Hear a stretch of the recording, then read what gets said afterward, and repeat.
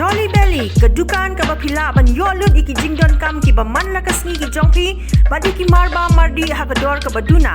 Laru ban yo iki jhur ki jhep ki so ki pai, badi ki jaj do ba pher, ya ki balawan ra na keleng ke rilom khasi.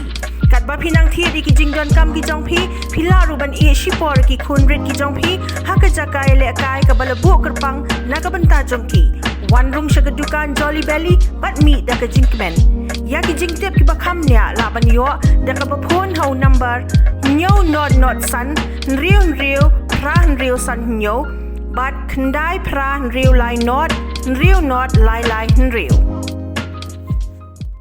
In an accident that occurred today, the 30th of November, a resident of Motinagar was hit by a MARUTI car bearing registration number WB22U9510 at IGP Point near Additional Secretariat in Shillong.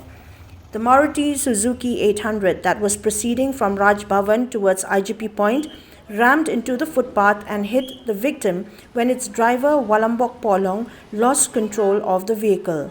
The victim, identified as 49-year-old Jenita Shira of Motinagar, Shillong, suffered minor injuries to her head and eye and has been taken to the Shillong Civil Hospital for treatment.